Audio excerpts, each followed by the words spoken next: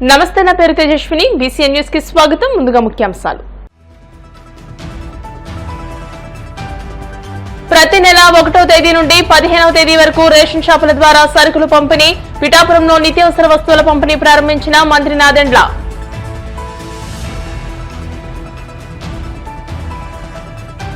రాష్ట్రంలో ఒకరోజు ముందుగానే పండగల పెన్షన్ల పంపిణీ. పేదల ఆనందమే ప్రభుత్వ ధ్యేయమన్న మంత్రి నారాయణ.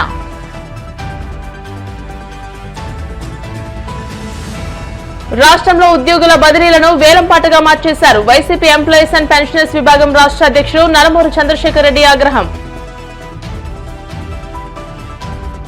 నేత్రపర్వంగా సింహాచలం శ్రీ వరాహ లక్ష్మీ నృసింహస్వామి వారి సహస్రనామార్చన, కమనీయంగా జరిగిన విశ్వక్సేన ఆరాధన, పుణ్యాహవచనం కార్యక్రమాలు.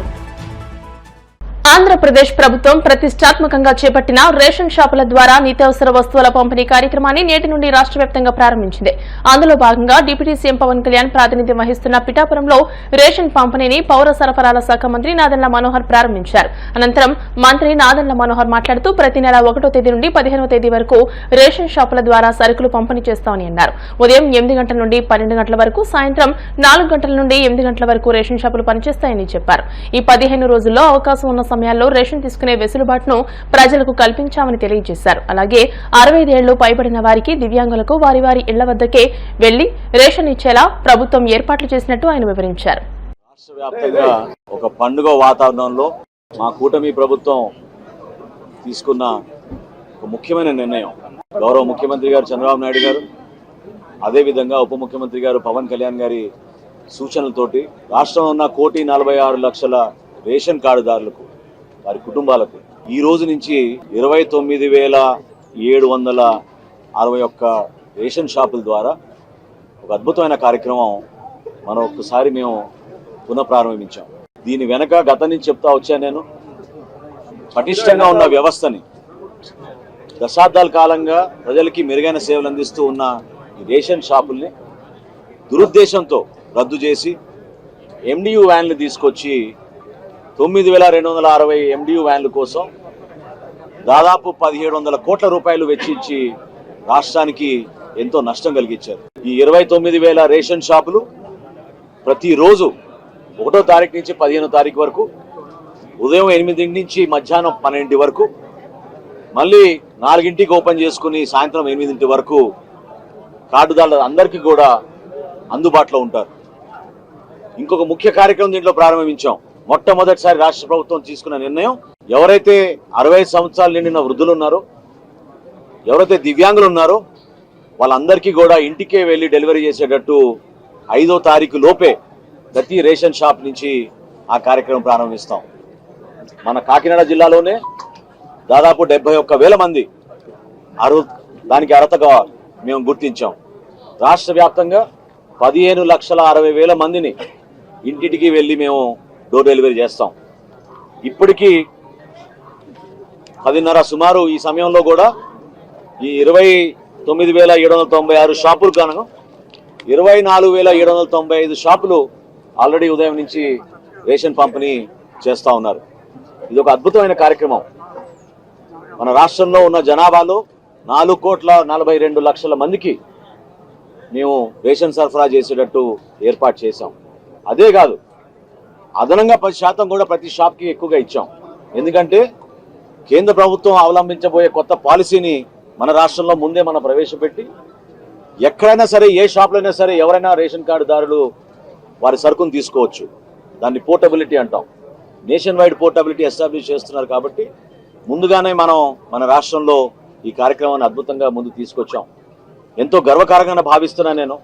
మా పార్టీ అధ్యక్షులు పవన్ కళ్యాణ్ గారి నియోజకవర్గంలో పిఠాపురంలో ఈ రోజున ఈ రాష్ట్ర వ్యాప్తంగా ఈ కార్యక్రమాన్ని ప్రారంభించడం ఒక గొప్ప అదృష్టంగా భావించడమే కాకుండా, మా నాయకులు, కార్యకర్తలు అందరూ కలిసికట్టుగా ప్రతి షాప్లో కూడా ప్రతి గౌరవ శాసనసభ్యులు, పార్లమెంట్ సభ్యులు, మంత్రులు అందరినీ కూడా ముఖ్యమంత్రి గారు కూడా ఆదేశించారు. ఈ రోజున కనీసం 3 రేషన్ షాపులు ప్రారంభించమని ఈరోజు గౌరవ ముఖ్యమంత్రి గారు ఆదేశించడం జరిగింది. ఖచ్చితంగా ప్రతి నియోజకవర్గంలో కూడా పారదర్శకంగా, నిజాయితీగా, ప్రతి కుటుంబానికి, ప్రతి డీలర్ కూడా ఆదర్శవంతంగా నిలబడేటట్టు మేము తీర్చిదిద్దాం. టెక్నాలజీని ఉపయోగించుకుంటున్నాం. గతంలో ఎప్పుడు లేని విధంగా ఒక కొత్త యాప్ డిజైన్ చేశాం.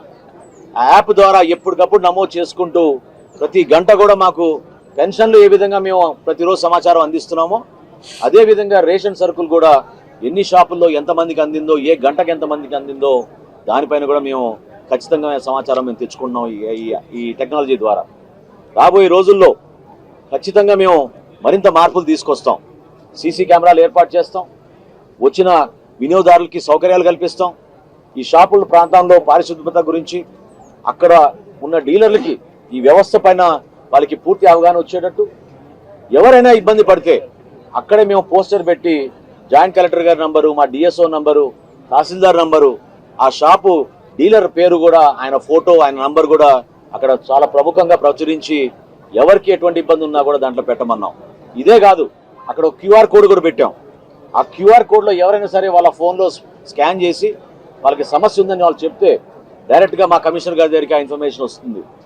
కేంద్ర కార్యాలయం నుంచి మేము పర్యవేక్షించి ఎప్పటికప్పుడు తూకం విషయంలో కానివ్వండి, ఎక్కడైనా ఏమైనా నాణ్యత విషయంలో కానివ్వండి, క్వాలిటీ లోపాలు ఏమైనా ఉన్నా సక్రమంగా సరైన సమయానికి వాళ్ళు తెరవకపోతే మేము చర్యలు తీసుకుంటాం. ఈ 65 సంవత్సరాలు నిండిన వృద్ధులకు, దివ్యాంగులకు సపరేట్ వాట్సాప్ గ్రూప్ ఏర్పాటు చేశాం. డీలర్లు ఖచ్చితంగా అక్కడ వెళ్ళగానే, వాళ్ళ ఇంటికి వెళ్ళగానే ఒక ఫోటో తీసుకుని మా కేంద్ర కార్యాలయానికి పంపిణీ చేశామని చెప్పి వాళ్ళు పంపించాలి. ఈ విధంగా మానిటర్ చేసుకుంటూ ఒక అద్భుతమైన కార్యక్రమానికి మరొకసారి శ్రీకారం చుట్టాం. గతంలో జరిగిన నష్టాన్ని మా కూటమి ప్రభుత్వం ఒక మంచి పరిపాలనతోటి ఒక మార్పు తీసుకురావాలని సంవత్సరం లోపే మేము చేసిన కార్యక్రమం. అవ్వాతాతలు, వితంతువులు, దివ్యాంగుల కళ్లలో ఆనందం చూడడమే లక్ష్యంగా కూటమి ప్రభుత్వం పెన్షన్లను పంపిణీ చేస్తుందని మంత్రి నారాయణ అన్నారు. నెల్లూరు 3వ డివిజన్ జాఫర్ సాహెబ్ కాలువ గట్టుపై మంత్రి నారాయణ చేతుల మీదుగా పండుగ వాతావరణంలో పెన్షన్ల పంపిణీ చేపట్టారు. ఒకరోజు ముందుగానే పెన్షన్లను పంపిణీ చేయడం కూటమి ప్రభుత్వ పనితీరుకు నిదర్శనమని, మేనిఫెస్టోలో చెప్పిన హామీలను అమలు చేస్తున్నామని మంత్రి నారాయణ తెలిపారు. ప్రతి నెల ఈ రాష్ట్రంలో, ఆంధ్రప్రదేశ్ లో నెల ఎక్కడ కానీ 1వ తేదీ కానీ ఒక పండగ వాతావరణంలో ఈ రోజు జరుగుతుంది. ఎందుకంటే ముఖ్యమంత్రి గారు ఎలక్షన్స్ ముందు ప్రామిస్ చేశారు. ఎన్డీఏ మేనిఫెస్టోలో ఒక ఇష్యూ, ప్రతి ఒక్కరికి 4,000 పెన్షన్ ఇస్తామని. ఎలక్షన్స్ ముందు మండు టెండలు, ఆ మండు టెండల్లో ఎలక్షన్ కమిషన్ రిస్ట్రిక్షన్ పెడితే పెన్షన్ ఇంటికాడ ఇవ్వకుండా అందరూ సచివాలయాలకు రండి అక్కడికి రమ్మని ఎండలో నిలబెట్టి కొంతమంది శ్రోత పడిపోయారు వృద్ధులు. అలా అరాచక పాలన చేసిన ప్రభుత్వం గత ప్రభుత్వం. ఆ రోజే ముఖ్యమంత్రి గారు చెప్పారు, సచివాలయాలు ఉన్నారు, సచివాలయ సేవను చూపించండి, ఇబ్బంది లేదు. చెప్పిన ఇల్లా మా ముఖ్యమంత్రి ఆ రోజు చెప్పిన ఇల్లా గత ప్రభుత్వం మా మీద అబండాలు వేయాలని వాళ్ళని యాక్చువల్ గా సచివాలయం పిలిపించి ఆ ఎండలో, మండు టెండలో ఆ రోజు ముఖ్యమంత్రి గారు చెప్పారు, ప్రభుత్వం రాగానే ఫస్ట్ 4,000 పెన్షన్ చేస్తాను, చేయటమే కాదు 3 నెలలు అరియర్స్ కూడా ఇస్తానన్నారు. మార్చి, ఏప్రిల్, మే అన్న ప్రకారం మొదటి నెలలో 7,000 రూపాయలు ఇచ్చారు.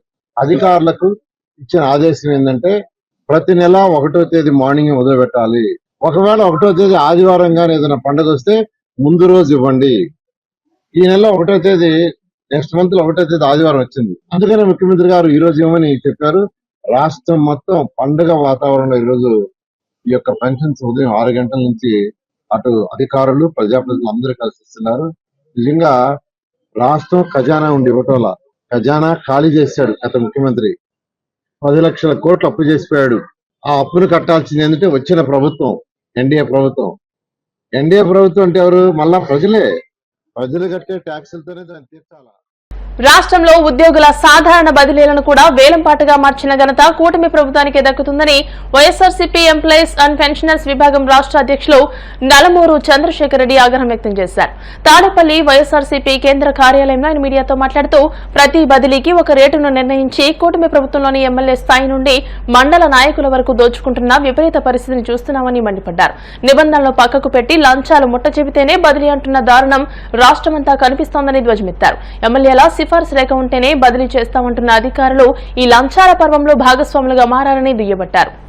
ఈ సంవత్సరం కూడా 15/5 జియో ఎంఎస్ నంబర్ 23ని ఇష్యూ చేయడం జరిగింది. ఈ సంవత్సరానికి సంబంధించి జనరల్ ట్రాన్స్ఫర్స్ గురించి, జనరల్ ట్రాన్స్ఫర్స్ కు సంబంధించి 16/5/2025 నుంచి 2/6/2025 లోపల ఈ బ్యాన్ లిఫ్ట్ చేస్తూ సాధారణ బదిలీలు చేపట్టాలి అన్ని శాఖల్లో అని చెప్పేసి ప్రభుత్వం ఉత్తర్వులు ఇవ్వడం జరిగింది. సరే ఎందుకు చేస్తున్నారు ఈ సాధారణ బదిలీలు అంటే జీవోలో మాత్రము చెబుతూ ఉంటారు. జీవో ఇచ్చినటువంటి జీవోలో మొదటి పేరాలోనే ఉంటుంది. ఎంప్లాయీస్ యొక్క వెల్ఫేర్ ని దృష్టిలో పెట్టుకుని ప్రజలకు ఎఫెక్టివ్ గా అడ్మినిస్ట్రేషన్ ను అందించడానికి ఉపయోగపడే విధంగా పారదర్శకంగా ఈ యొక్క ఉద్యోగుల బదిలీలు జరపాలనేటువంటి నిమిత్తంతో ట్రాన్స్ఫర్స్ ఉత్తర్వులు ఇస్తున్నాము అని చెప్పేసి ప్రభుత్వము మొదటి పేరాలోనే చెబుతుంది. చెప్పిన దానికి విరుద్ధంగా ఈ రోజున కూటమి ప్రభుత్వం ట్రాన్స్ఫర్స్ లో చేస్తున్నట్టుగా మరి నా దృష్టికి వస్తా ఉంది. మరి ఎక్కడా లేనటువంటి విధంగా మరి టూ మచ్ గా మరి టీడీపీ కూటమి ప్రభుత్వంలో పొలిటికల్ ఇన్వాల్వ్మెంట్ ఎక్కువైపోయింది. ట్రాన్స్ఫర్స్ లో ఎమ్మెల్యేలు మండల స్థాయి పొలిటీషియన్స్ అందరూ కూడా ఇన్వాల్వ్ అయ్యి ఉద్యోగస్తుల్ని భయభ్రాంతులకి గురి చేస్తున్నారు. దీనిని తీవ్రంగా ఖండిస్తున్నాను. ఉద్యోగస్తుల తరఫున ఎమ్మెల్యే దగ్గర లేఖ తెచ్చుకుంటే, సిఫారసు లేఖ తీసుకొచ్చుకుంటేనే మీకు బదిలీలు చేపడతాము అని చెప్పి అధికారులు అంటున్నారు. ఆ ఎమ్మెల్యేలు దగ్గర లేఖ ఇప్పించేదానికి మండల లెవెల్లో ఉన్నటువంటి ఆ రాజకీయ నాయకులు, ఆ కూటమి ప్రభుత్వంలో సంబంధించినటువంటి రాజకీయ నాయకులు, చిన్న రాజకీయ నాయకులు పైరువులు చేసుకుంటూ లక్షలలో ఆ లేఖలకి డబ్బులు ఉద్యోగస్తుల దగ్గర నుంచి దండుకుంటూ వాళ్ళని నానా రకాలుగా ఇబ్బందులు పెడుతున్నారు. అంటే ఆ యొక్క స్థాయిని బట్టి, ఆ యొక్క డిపార్ట్మెంట్ ను బట్టి 2 లక్షల నుంచి 10 లక్షల వరకు ఈ దళారీలాగా ఏర్పడి కొంతమంది ఈ నాయకులు మరి వసూళ్లు చేసి వాళ్ళని ఉద్యోగస్తుల్ని కన్ఫ్యూజన్ క్రియేట్ చేస్తారు. కన్ఫ్యూజన్ కొన్ని దగ్గరలో ఒక్కొక్క ఎమ్మెల్యే దగ్గర నుంచి ఇద్దరికి ఇవ్వడం జరుగుతుంది లేఖలు. అయితే వాళ్ళకు పోటీలు పెడతారు. ఎవరు మీకు ఎక్కువగా ఖర్చు పెట్టుకుంటే వాళ్ళకి ఆ యొక్క బదిలీలు చేస్తాము, ట్రాన్స్ఫర్ చేస్తాము అని చెప్పేసి చెప్పడం మరీ విడ్డూరంగా ఉంది. అధికారులు కూడా ఎవరైనా ట్రాన్స్ఫర్స్ ఉన్నాయి, రిక్వెస్ట్లు వాళ్ళు కన్సిడర్ చేయకుండా మీరు ఎమ్మెల్యే దగ్గర లేఖ తెచ్చుకుంటేనే మేము మీ యొక్క రిక్వెస్ట్ ని కన్సిడర్ చేస్తాము అని చెప్పి అధికారులు చెప్పడానికి కూడా చాలా విడ్డూరంగా ఉంది. ఆ విషయం చూస్తే వింటూ ఉంటే ఎక్కడికి పోతున్నాం? ఎక్కడైనా రూల్స్ అండ్ రెగ్యులేషన్స్ లో ఉందా ఎమ్మెల్యే దగ్గర లేఖ తెచ్చుకోవాలి, లేకపోతే పొలిటీషియన్స్ రికమెండ్ చేయాలని చెప్పేసి? ఎక్కడా లేదు. ఉంటే ఇక జీవో 23 మొన్న ఇచ్చినటువంటి జీవోలో పొందుపరిచి ఉండాల్సింది. ఫలానా రూల్ ప్రకారంగా మీరు ఎమ్మెల్యే దగ్గర లేఖ తెచ్చుకుంటేనే మీ ట్రాన్స్ఫర్స్ జరపబడతాయి అని చెప్పేసి. ఇది ఒక రకంగా ఉంటే పర్టికులర్లీ రెవెన్యూ ఓరియంటెడ్ డిపార్ట్మెంట్స్ లో నుంచి వాళ్లకు కూటమి ప్రభుత్వంలో ఉన్నటువంటి నాయకులంతా కూడా ప్రయత్నం ఏం చేస్తున్నారంటే పర్టికులర్ రెవెన్యూ డిపార్ట్మెంట్ లో ఉండే వాళ్ళకు అనుకూలంగా ఉండేటువంటి అధికారులని, తహసీల్దారులని, డిప్యూటీ తహసీల్దారుని, సర్వేయర్లు అయితేనేంటి, ఆర్టీఓలు అయితే ఇలాంటి వాళ్ళందరినీ కూడా వాళ్ళకు అనుకూలంగా ఉండే వాళ్ళని ఆ యొక్క పోస్టులలో నియమించుకుంటే వాళ్ళు చేసేటువంటి దందాలకి మరి సహకరించే వాళ్ళుగా ఉండాలనేటువంటి ఉద్దేశంతో వాళ్ళు కావాల్సిన వాళ్ళు వేయించుకోవాలని కొంతమంది ప్రయత్నాలు. తహసీల్దార్ను డిప్యూటీ తహసీల్దారులని వాళ్ళని వేయించుకొని వాళ్ళ మీద మళ్ళా ఒత్తిడి తీసుకొచ్చి అక్కడ ఉన్నటువంటి ప్రభుత్వ భూములన్నీ కూడా అన్యాయంగా, అక్రమంగా ఆ యొక్క భూములని, ప్రభుత్వ భూములను కూడా వీళ్ళు స్వాధీనం చేసుకుని లాభం పొందొచ్చు అనేటువంటి ఉద్దేశమో ఏమో కానీ వీళ్ళ యొక్క ఇన్వాల్వ్మెంట్ ఈ డిప్యూటీ తహసీల్దార్ మీద, తహసీల్దార్స్ మీద కూడా పలానోళ్ళు ఇక్కడ ఉండాలా, పలానోళ్ళు ఇక్కడ ఉండాలనేటువంటి ఆ డెసిషన్ అనేది ఆ యొక్క మండలాల్లో ఉన్నటువంటి నాయకులు, ఆ యొక్క కాన్స్టిట్యూన్సీలో ఉన్నటువంటి ఆ ఎమ్మెల్యేలు డిసైడ్ చేయడం అనేది చాలా శోచనీయము అని చెప్పేసి కూడా నేను ఈ సందర్భంగా, పూర్వకాలంలో కప్పాలు కట్టేవాళ్ళట, అలాగా ఇప్పుడు కూడా ట్రాన్స్ఫర్ చేయించుకోవాలంటే ఈ యొక్క రాజకీయ నాయకులకి ఉద్యోగస్తులు కప్పం చెల్లించాల్సినటువంటి అవసరం వస్తుంది అని చెప్పేసి నాకు చాలా బాధతో తెలియజేస్తాను అని చెప్పేసి కూడా ఈ సందర్భంగా సింహాచలం శ్రీ వరాహలక్ష్మీ నృసింహస్వామి వారి సహస్రనామార్చన నేత్రపర్వంగా సాగింది. ఆర్జిత సేవల్లో భాగంగా ఉత్సవమూర్తి గోవిందరాజస్వామిని ఉభయ దేవేరులతో మండపంలో అధిష్టింపజేశారు. సహస్రనామార్చనలో పాల్గొన్న భక్తుల గోత్రనామాలతో సంకల్పం చెప్పి పాంచరాత్రాగమ శాస్త్రం విధానంలో విశ్వక్సేనారాధన, పుణ్యాహవచనాలతో కార్యక్రమానికి కమనీయంగా జరిపించారు. మంత్రపుష్పం, మంగళాశాసనాల తర్వాత భక్తులకు వేదాశీర్వచనాలు, శేషవస్త్రాలు, స్వామివారి ప్రసాదాలు అందజేశారు. ఓం విశ్వరూపాయ విశ్వాత్మకాత్మజ్ఞానాత్మకాత్మజ్ఞానాయ విశ్వేశాయ వరాత్మనే నాయకాత్మనే మంత్రావతాత్మనే మంత్రం రూపాయ నమః సిద్ధామకరదాన ప్రభువాయ నమః భూతాయ భూతవాసాయ భూతినే నమః భూతవేదానగాతాయ భూతాధిపతే నమః భూతగ్రావినాశాయ నమః భూతదే నమః మహాభూతాయ నమః సర్వభూతాత్మే నమః సర్వాలక్ష్మణాసన సర్వసంపత్కరామ సర్వాధారాయ సర్వాణి సర్వాత్మనే నమః సర్వదుఃఖప్రదాంతాయ నమః సర్వలోకాత్మజాయ నమః సర్వజ్ఞానానందాయ నమః సర్వవిద్యాయ నమః సర్వేశ్వరదాత్రే నమః సర్వకాలవిదాయ నమః వేదనాథాయ విప్రాయ విగ్రహణాయ నమః విరూపాణి దాయ విస్మయో నేన విడంబరాయ నమః విత్తాయ నమః విశ్వరాయ దేవనే విప్రాయ నాదాయ నమః యావ దేవవిలాసం కల్పమః ధర్మాధ్యక్షాయ నమః ధర్మాయ నమః లోకాధ్యక్షాయ నమః ప్రజాధ్యక్షాయ నమః ధీష్టాయ నమః విభక్షిత్రిమూర్తే నమః ఓం గ్రామాధ్యక్షాయ నమః ధీష్టాయ నమః మూఢాధ్యక్షాయ నమః జోక్షిదాయ నమః మిత్రాయ నమః మంగళం కనకాగ్ని వినాశాయ కనకాంబరధారిణే కనకారుణ్యపూర్ణాయ శ్రీనృసింహాయ మంగళం గోవిందాయ జగదాంబరయే పరమాత్మనే శ్రీ భూనినాథవేతాయ శ్రీనృసింహాయ మంగళం మంగళాకాశనమనే మదాకాయ పుష్పకాల.